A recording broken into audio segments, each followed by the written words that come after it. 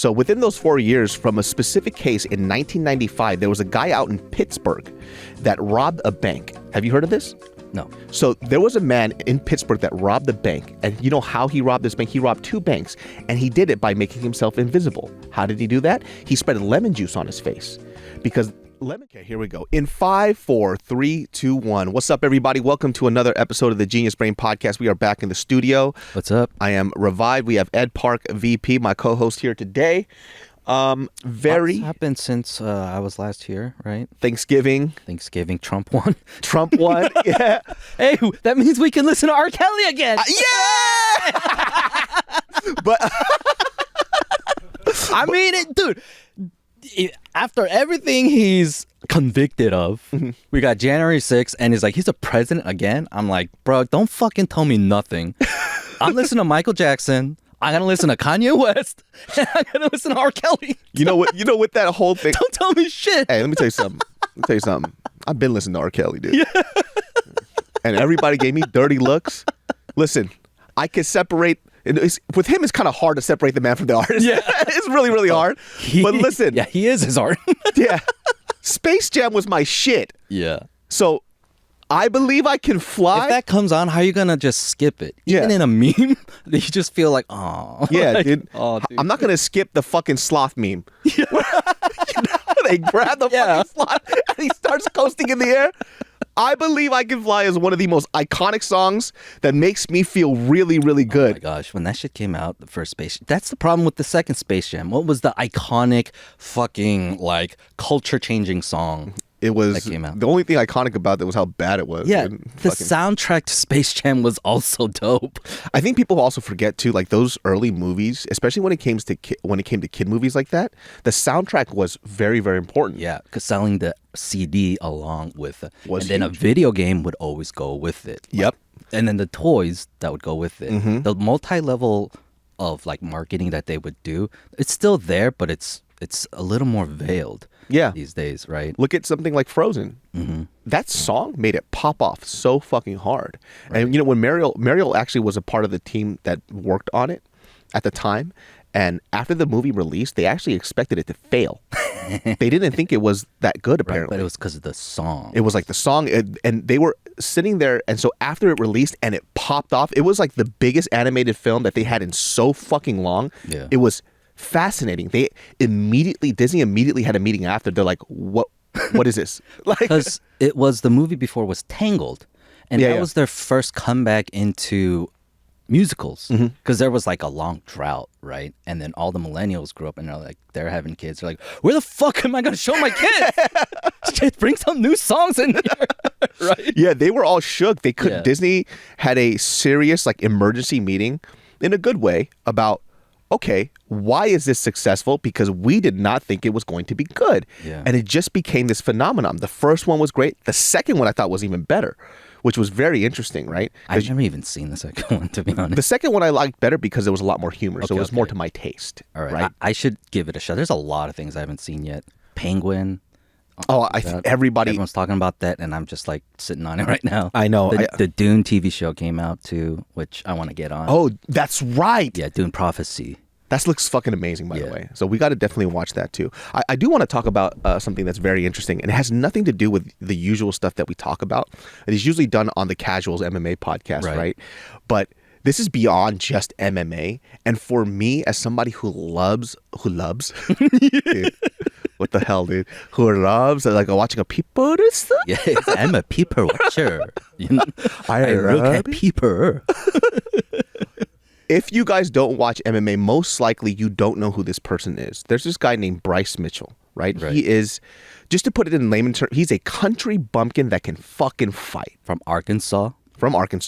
BJJ black belt. Mm-hmm. Pretty decent freestyle rapper. Yep. First man to have custom shorts. Yes. Because of his campaign, because he was on a dope winning streak. Mm-hmm. He has this crazy southern drawl. He's already like a hallelujah, praise the Lord, loves Jesus Christ. Right. And then he keeps saying, I want my camo shorts. Yeah. And then they worked with the legit camo. What is that company with the fucking deer logo? I forget what it is, but they collabed with that company to do camo fucking shorts for him. And that's where now we have everybody has custom shorts, which is good for the sport. And it's a great marketing ploy too. Yeah. And imagine too, just on sales, like if I'm not sure if the UFC has a merch store where you can buy those shorts, but if every champion was like, okay, these are their shorts, and they put it on limited sales, dude, everybody would buy those things. This is where I feel like UFC is behind. Like, I think it's because of their Reebok launch was so bad. They're scared of merchandise. Yeah, they're scared of the merchandise. Make the merchandise and then cut the fighters a percentage of it so they don't have to sell their own stuff. Like, I think most fighters would really appreciate that because they're not really business and marketing geniuses. Yeah, everyone wears jerseys of their favorite players and teams, right? And then UFC has the money to go ahead and make a merchandising thing. And then all you have to do is cut them a percentage of the sales, and then UFC takes the other stuff, and they don't have to do the manufacturing, the producing, taking meetings on it. But that's why all the fighters do their own merch. Yeah. Right? But then in a sense of their professional level, though, like selling, what do you call it? Like jersey, game worn shit, too. There's a huge market for that. But anyways, Bryce Mitchell. Oh, yeah. So Bryce Mitchell, right? So Bryce Mitchell has not even just recently, since the beginning of his UFC career, he's very much talked about God, right? Which is great. I love that. I love that he has a strong faith in Christ, and whatever he believes in kind of, morally navigates to where he is. Now, what you'll also find out, though, is that he's really dumb, right? And because he doesn't believe in evolution. Seatbelts. He doesn't believe in seatbelts? Bro. I don't know. I was going to say he doesn't believe in, like, NASA. He doesn't believe in seatbelts because he doesn't believe that the government should control anything that he does. So he's, he's one of those sovereign citizens. Yeah, so he's talking to this girl named Nina Drama. She's somebody that blew up on social media. Her fiance was also in MMA media as well, and then she obviously uses her looks and her comedy to go ahead and pop off. Now she was a Playboy playmate. Oh, I didn't even know that. Yeah, she's really, really pretty. Yeah. So, she's clearly egging him on in this interview, right? Because she's done her research about all of his conspiracy theories, and she's fucking diving hard on it. So, for example, she goes, I just want to say something. I fucking hate Neil deGrasse Tyson. He doesn't know anything that he's talking about. And then he goes, amen, sister. And he doesn't know that she's actually making fun of him. And so she does this throughout the whole fucking interview. Right. And so the seatbelt thing, by the way. So she's doing a Sacha Baron Cohen on Yes. Straight up Borating his ass. Yeah. Right? And he doesn't know. And now he thinks that they're like-minded human beings. So they go into this whole seatbelt thing. Okay, I have newfound respect. I got to watch this. You have to watch this, Ed. You will cry. You'll start crying laughing. Right. Because she's doing such a good job at this. So there's like a bit where she goes into seatbelts, right? And he goes, yeah, I don't think the government should control what I do or say. He goes, because who knows? What if I get into a car accident? I need to tumble out of the car instead of being strapped into it. And he is so convicted of this, right? that jumping out of a car is safer. Is a viable option for you in a car accident. Then, of course, he's a flat earther. Yes. And he talks about his logic with why evolution might not be real or isn't real at all. He thinks Joe Rogan is the dumbest person on earth. Because he would share the photos of the James Webb telescope. Yes. Now, if you guys don't know, the James Webb telescope is the latest, greatest, newest innovation in astronomy and astrophysics. Yes. All of that. We are seeing, like, close to the Big fucking Bang. Yeah. Right? Like, it's an amazing device. And so Joe Rogan posts photos of the galaxies that we're finally getting to see in the greatest of resolutions. Bryce Mitchell in the comments is like, Joe Rogan, that shit's fake. It's Photoshop. It's Photoshop. Yeah. So the reason, leave a Bible quote. Yeah. Proverbs 3:16. That shit's fake. The reason why I'm fascinated with Bryce Mitchell is because people finally get to see something that I've talked about, but I've only mentioned it a few times, right? And in college, I was a psych minor. Doesn't mean anything. Yeah. But the reason why I liked psychology is because I like people. So sociology and psychology were my two favorite majors in college. Right. Didn't do well in school, but those any course I fucking killed because it was so fascinating to me. Right. And one of the things that you guys get to see with Bryce Mitchell, and I'm pretty sure you've heard this before, but it's called the Dunning-Kruger effect. Yeah. The Dunning-Kruger effect is one of the most fascinating, and by the way, it's pretty recent.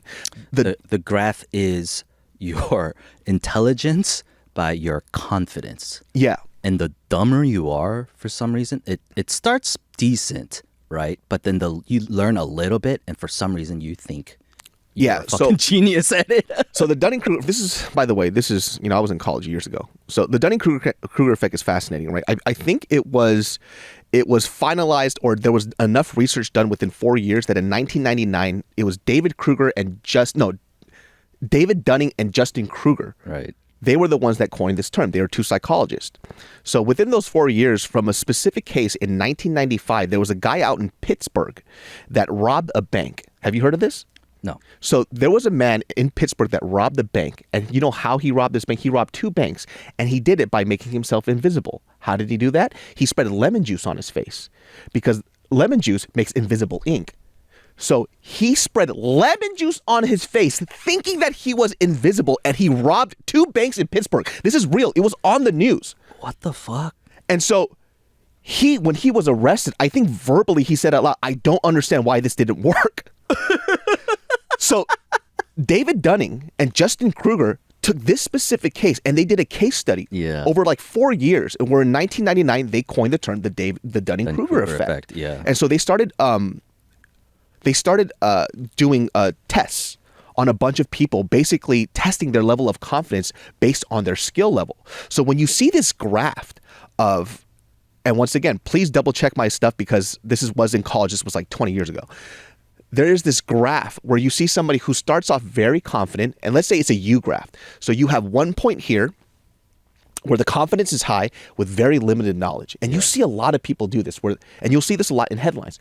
People read a headline, that's all they read, and now they feel like they are the most knowledgeable person about this subject. Yeah. And so then you see somebody where when you try to learn something, your confidence level actually goes down because you find out that you don't know shit at all. Right. And this is the part of learning that happens. And then from that, as you begin to learn, your confidence spikes back up. And then you become an expert on the other side. By the amount of knowledge you gain in the subject or the amount of facts you receive. Exactly. And so when you see these things, and it's great that we actually talked about politics in the beginning, because you will see this in debates and you'll see the Dunning-Kruger effect in its full efficacy. Yeah. So the dumb person has such high confidence versus talking to somebody who is an expert, and the expert actually doubts the things that they say, because in order to be an intelligent person, you have to have speculation. Right. You have to think that you're wrong in order to learn from these pockets. Right. So when you see a debate of somebody who is really stupid and somebody who's really smart, who usually wins? The stupid person. Because confidence is something that usually sways people into believing the stuff that people don't know about. Okay. Right? It's like a lot of those fast-talking senators. Yes. Jim Jordan of Ohio, or I believe. If you see those, like, the question somebody, a congressional thing, and that guy, like, it clears there's a group of Republicans who are just so fucking good at it. They start hammering in really fast questions, and then the person in the stand who is an expert get flabbergasted because they're just asking the question really fast. And also, too, it's not even there. Yeah. It's a sign of intelligence. It's like skepticism, right? You're skeptical.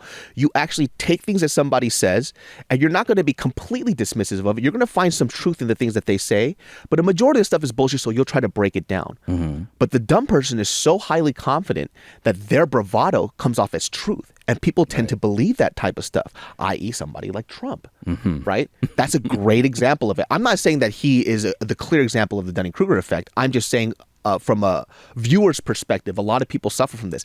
Everybody suffers from the Dunning-Kruger effect to a certain degree. Yeah. Bryce Mitchell is the guy who spread lemon juice on his face to rob a bank.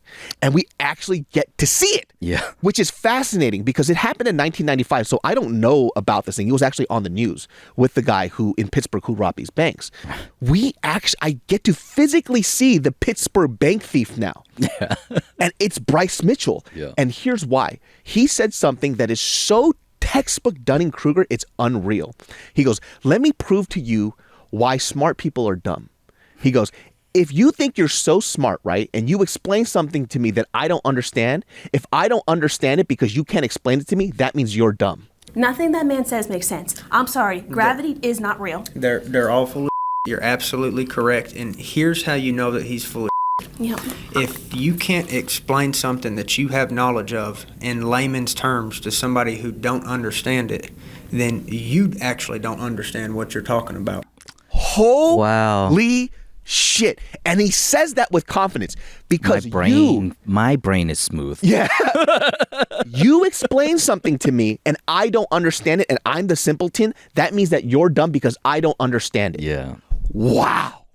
I've never got to see the Dunning-Kruger effect in a real person to the highest degree before, and it blows my fucking mind. But who's gonna tell him different is the other thing. Well, there's the other part about this when I was learning in psych. It's like, I don't remember this part, but there is a certain methodology to try to get somebody out of this thing, right? And it's for people who suffer from this. Well, like I said, we all suffer from this, where we think that we're such an expert at some stuff that we don't know about, that we actually fool ourselves, because when you believe your own bullshit, you believe in there is no logic in this. Yeah. So how can you break out of something when you believe you're the truth? And it's damn near fucking impossible.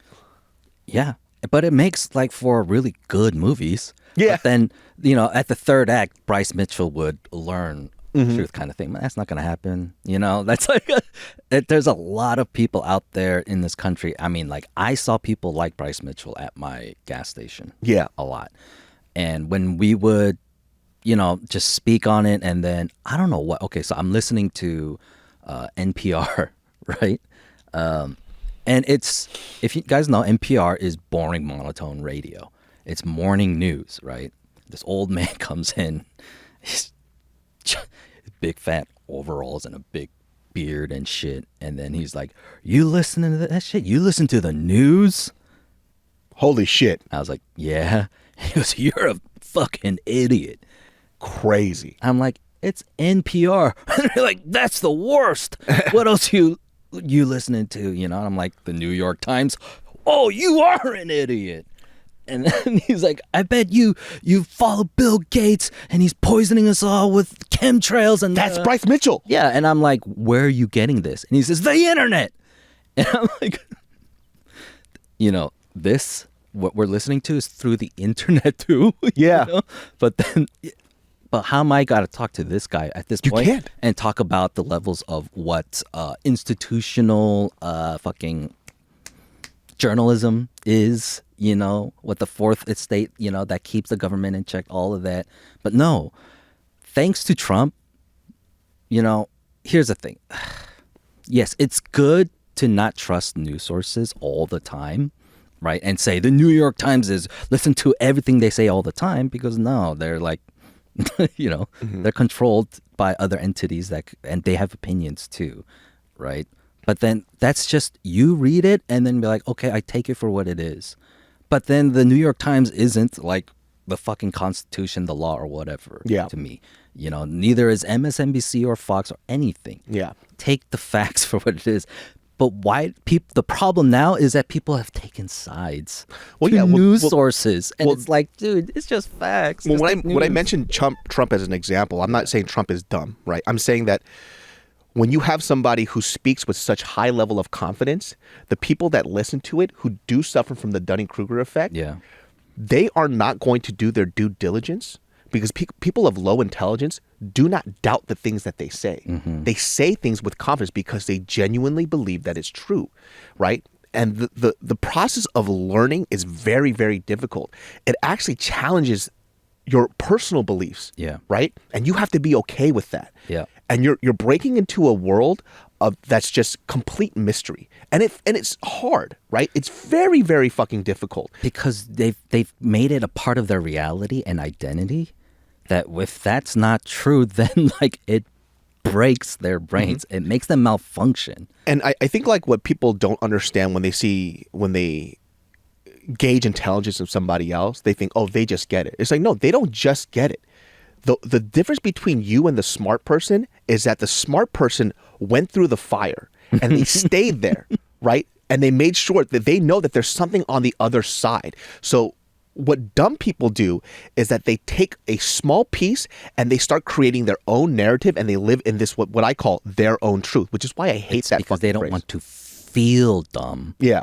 but they sacrifice feeling dumb for being actually dumb. Yes. Because what you're talking about, yes, attention people, is that we don't mind feeling dumb. Yeah. There's a important quote that I love to live by, but it's by a piece of shit human being. So once again, it's one of those things that, well, who cares? He's your R. Kelly. Yeah. Yeah. But it's your I Believe I Can Fly. Yeah, exactly. It's Ted Nugent, you know? Okay. But, you know, he's a piece of shit. But he said something really, like, fascinating that I live by now. And he's like, it's okay to be stupid. Just because you don't know something doesn't mean you're worth less than anything.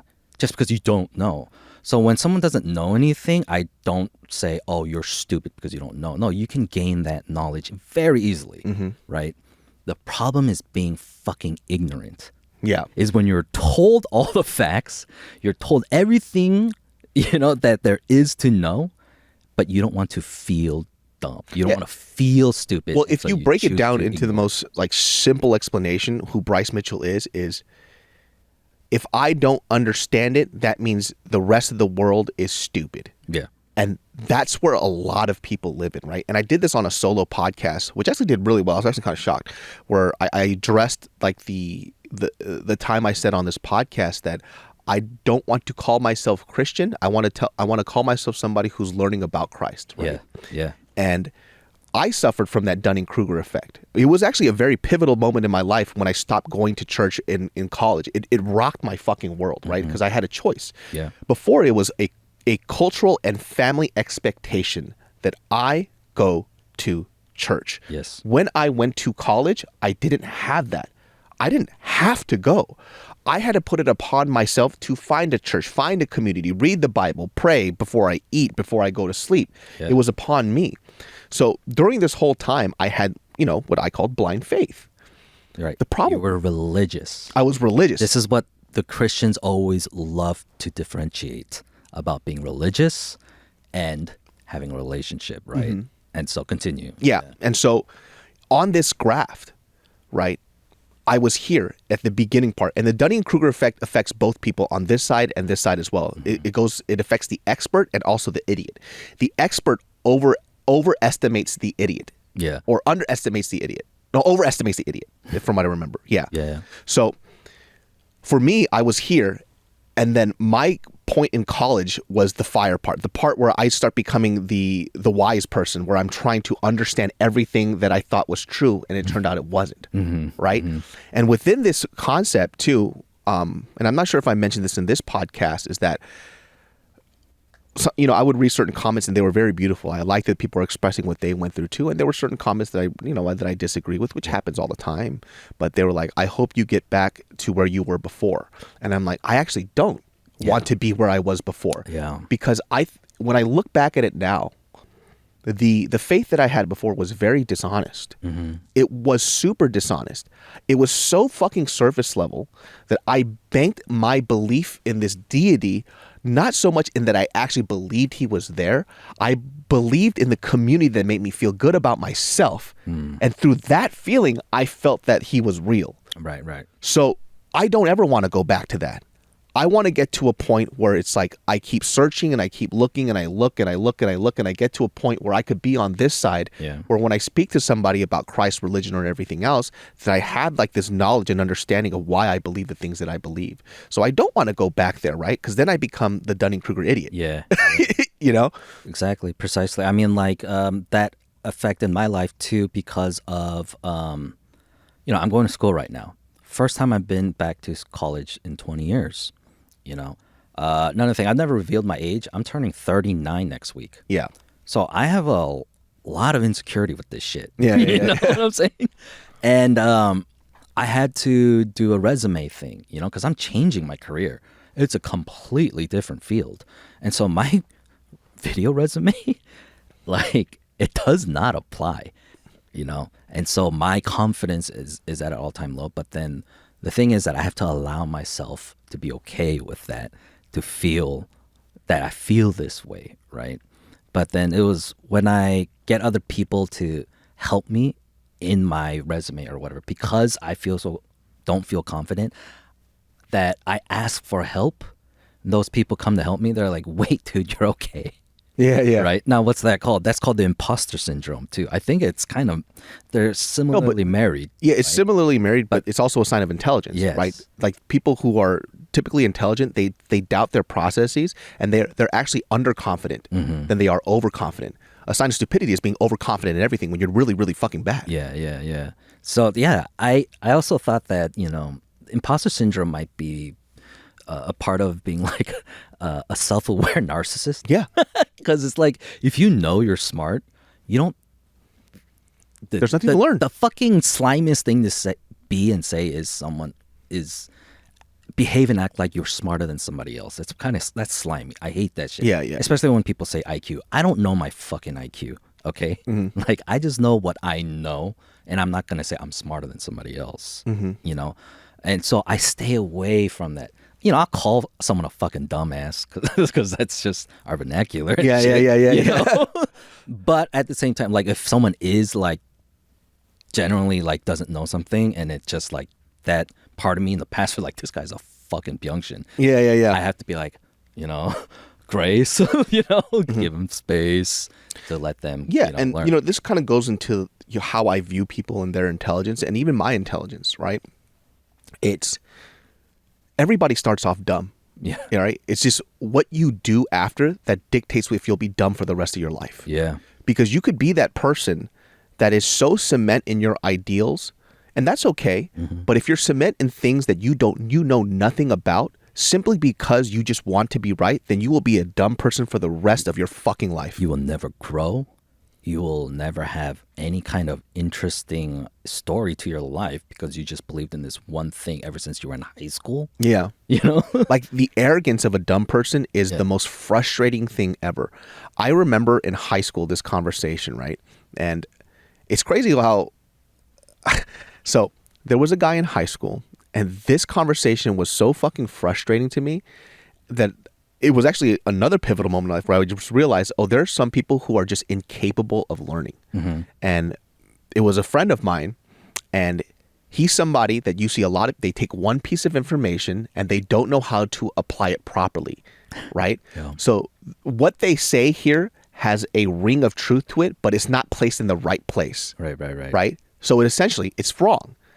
But dumb people can't figure that out. Right. So we were at lunch, and then I was drinking a Coke. I drank this Coke, and I was saying, this is my favorite drink ever. He goes, you know what I learned? People in Africa don't like Coke. And I was like, what do you mean? I'm like, I'm pretty sure there's people in Africa that like Coke. Yeah. He goes, no, my teacher said that people in Africa don't like Coke. I'm like, we're in the same class. We have the same teachers, just different periods. Yeah. That's not what they said. Right? And he goes, no, what he says is like, because you grew up here, you like Coke. It doesn't mean that Coke, that means people in Africa, they probably won't like Coke. I was like, no. That's not what they said. What is that stress? So and I had to sit there and think about what the fuck he's talking about. Yeah. And I was like, no, they were using an example of culturally things that people like that for you might like here, they may not like over there. But the universal truth is that a sweet drink tastes good. Dude. So it doesn't mean that they don't have Coke there. Yeah. They do have Coke there. Yeah. So in fact, a lot of it. most people, when they drink soda or a sweet, bubbly drink, no matter where you're from, they go, wow, this tastes good. Yeah. He couldn't understand. So that's actually a case study of they looked at a lot of people who were like just in revolving door prisons, right? Once they get out, they're just back in, and then they'll just sit there and so they tried to like interview them and get what's going on there, right? And what they learned was they had this inability to understand hypotheticals. So there's just like this level of intelligence for a lot of humans where there's literally a threshold. It's like, it's hypotheticals. You say, so let's say you were at Costco, and he was like, but I'm not at Costco. Okay, let's say you were, right? But I'm not. Yes. You met those motherfuckers, yes. Right? Yeah, there are people who just can't. Okay, maybe I shouldn't say intelligence, but they're just people in their brain. Maybe people who don't have like the same way they don't have an internal monologue. There's some people who just cannot comprehend hypothetical. Like I remember I asked a teacher once, like, hey, what if the South won the Civil War? And he goes, but they didn't. Okay, like even if I said hypothetically, she said they didn't win the war. It's like, I know, idiot. No, like, can we talk about okay, so it's like, fine, I wasn't going to get it out of them. There are certain people who are just like that too. It's just a weird, and it's crazy that this happened when I was, 15? And it's still stuck in my head. Yeah. Right? I could picture it. I remember everything you're she was just wearing. so appalled at this level of what? And I wasn't smart enough. Smooth brain. Yeah, I wasn't smart enough to even be able to grasp and comprehend what's happening. What's in front happening? Of me. Like I just was like so confounded that this person couldn't understand what this teacher was saying. Yeah. And I think the part that we got into an argument because I get furious when somebody dumb laughs at me like I'm stupid. Oh, I hate that shit too. That's what I'm saying. It's the shit my dad does. Oh yeah. Right? And so I remember him walking away like he felt superior. I'm like, oh, and now as I see it as an adult, Bryce Mitchell. That's what you grew up to be. You're Bryce Mitchell. Yeah. And I would experience, and we would experience, I bet you everybody who's listening to this podcast, you're going to remember these little aha moments. Like, oh shit, that's what that was. And it's because us on the other side, and I'm not saying I'm an expert, but somebody who's willing to learn expects the other person to have the same mentality as we do. Yeah. And so we can't wrap our head around it. You know what a good movie is that encapsulates everything we're saying? Toy Story 1. Because, it's the way Woody, who thinks he is the leader of Andy's toys and Andy's number one toy, right? He believes that if he's not number one, then he's worthless, right? And that's and his belief gets challenged once Buzz comes in, right? And the way Woody deals with that is really terribly, and he spirals out by doing some terrible shit like pushing Buzz out of a fucking window, right? Now, Buzz also believes in a lie, that he's a fucking space marine. Yeah. And yeah, Woody is that smart, like, you fucking idiot, you are a toy. Yeah. Right? And the thing is, once Buzz learns he's a toy, he actually believes he's worthless. And so what they both had to learn was that Andy loves them both regardless. Yeah. Maybe Buzz is his favorite toy, but then Woody doesn't understand how much Andy missed him when he was gone. Yeah. And the same with Buzz. They had to remind him, hey, this kid loves you. That's why you're worthy, not because you're a space marine, Yeah. So if Bryce Mitchell ever gets to that point, to understand, hey, you can believe that God loves you and that he also created the fucking James Webb telescope. You can believe God loves you and that he used evolution as a way for us to be where we are today, And I think really too, it boils down, I don't know if other people feel this way, but I think a lot of people choose to be here because uncertainty is just absolutely frightening. Yes. Like when you see with like Buzz Lightyear, right? That moment of that glass shattering moment where you have to face every single doubt that you had as a possibility of being real and true is so fucking scary. What's he do? He fucking commits suicide. He fucking jumps over the ledge and loses an arm. But he doesn't die. Yeah. I mean, people don't realize, like, dude, Toy Story is deep like that. Yeah. Because he couldn't handle his. And then what happened when Buzz found him and he was armless? Yeah, he was like a little cuckoo, And Woody had to, bring him out of that, even though he hated him. That what he understood and loved, was that through his mistakes was that we got to get home, though. Yeah. It's still better off both of us together to go home. Yeah. And that's like the thing that I think that I took away just as like a journey as an adult was just being okay with, number one, not always being right. Yeah. Number two, being okay that most likely you're probably wrong most of the time. Yeah. And the third thing is like not taking other people challenging your beliefs as a threat, right? Because when you're in a position in your own life where you feel like you have to be right all the time, opposition always feels like a threat to you. It always feels that way. Hey, I believe that this. Well, why do you feel that way? What the fuck do you mean, why do I feel that way? How many times do you hear people respond like that? Yeah. Where immediately it goes to anger, right? Because the moment somebody... What do you mean I'm a musician? Yeah, okay, continue. Was it Glorilla? Was it? No, that was Glorilla. Who was it? With the bad coochie, Suki. Yeah. To this day, I don't know if that's real or not. I think it was real when it happened, and it was so viral. She's living with it now. Okay. She's living the meme, and it, if she was still fighting it, and was acting all whatever with it, I bet it would be like, oh, this girl is stupid. No, Yeah. She played on it. She played on it, and now her Instagram profile says musician. Dude, that's such a good example good for of her. that. It's such a good example Yeah. of that. It's once you get to understand this, when you understand people a little more, then you get to learn how to let go of things. It's like, oh, that's why I don't engage in these conversations. And the dumb person will think, I just won. Mm-hmm. You can't beat me because you know that I'm right. Mm-hmm. But the person who is smart goes, I'm basically talking to a door. Yeah. So whether I scream at the door, whether I talk to it peacefully, whether I rationalize with the door is still going to be a door. I can't convince it to be something else. Right. Right? And so... Pulling on a push door. Yeah. That's really what it is, right? It's a push door. Yeah. No matter how hard you pull on it, it's not going to open up for you. Yeah. That just is what it fucking is. Yeah. And I've learned to deal with that very well. That's why, like, on these comments, right? Like, somebody will write something absolutely stupid, and then I'll block and delete them.